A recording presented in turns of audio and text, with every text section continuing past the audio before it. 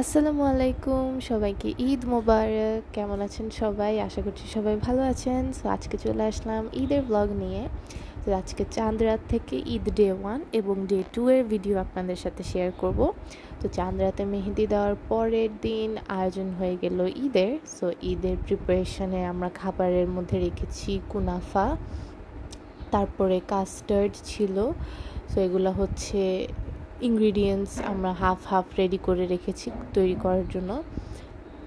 এটা হচ্ছে কাস্টার্ডের যেই কাস্টার্ড ফ্রুট ছাড়া, আর এটা হচ্ছে কুনাফার যেই বেসটা, এটাকে কুনাফাই বলে if I am not wrong. So কুনাফা ready করলাম, তারপরে হচ্ছে কাস্টার্ড ফ্রুটস দিয়ে দিচ্ছি কাস্টার্ডে। তো সব ধরনের মোটামুটি ফ্রুটস কেটে নিয়েছি যেগুলো কাস্টার্ডে আর কি যায়, কলা, আপেল, আঙ্গুর, আনার। আর হচ্ছে সেমাই। ঈদের দিন সেমাই থাকবে না এটা তো হইতেই পারে না, মানে ইটস ইম্পসিবল। সো সবার বাসায় মেবি ঈদের দিন সেমাই থাকে মাস্ট। আর হ্যাঁ, সাথে ছিল পাস্তা।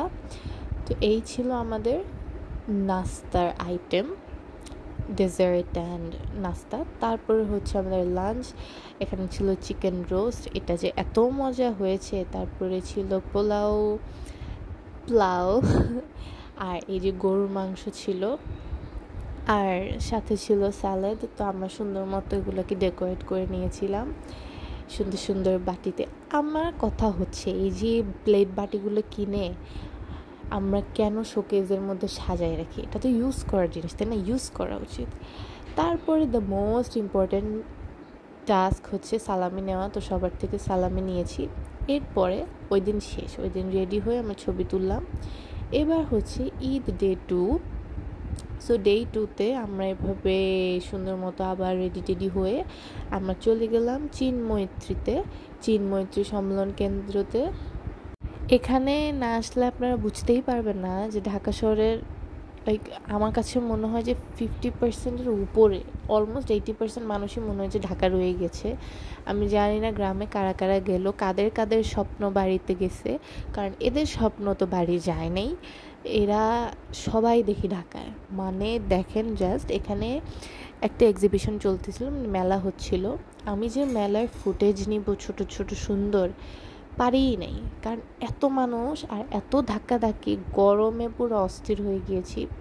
মানুষের ধাক্কাধাক্কি, মানুষের জ্বালায় কোনো কিছু ঠিক মতো ফুটেজই নিতে পারি নাই। বাট এই যে টুকটাক ছোটো ছোটো আপনাদেরকে দেখাইলাম আর কি, পুরো সিনারিও যে কী অবস্থা। আমরা যে বলি ঢাকা শহর খালি হয়ে গেছে, ঢাকা শহরের অর্ধেক মানুষ লাইক রাস্তায় নাই।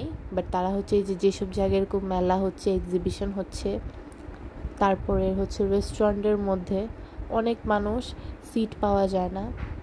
তো এই যে দেখেন, আমি ছোটো ছোটো ফুটেজ নিয়ে আপনাদেরকে দেখানোর ট্রাই করেছি যে কিসের কিসের মেলা বসেছে। চুড়ি, জামা কাপড়, তারপর খাবার দাবার, জুয়েলারিজ, টুকটাক স্ন্যাক্স।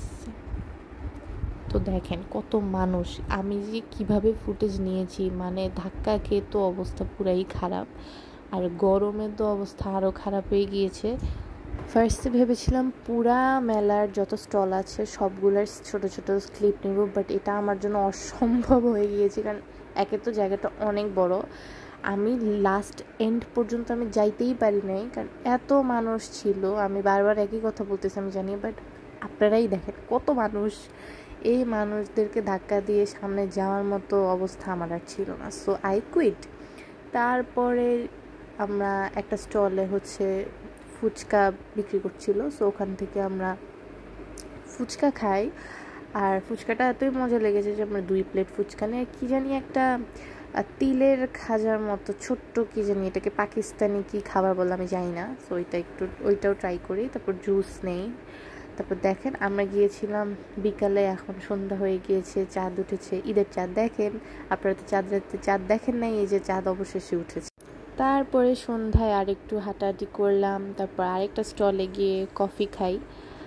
আর এই তো, এই ছিল আমার ঈদ ডে 1 অ্যান্ড ডে 2। মোটামুটি কী করেছি আপনাদেরকে দেখিয়ে দিলাম।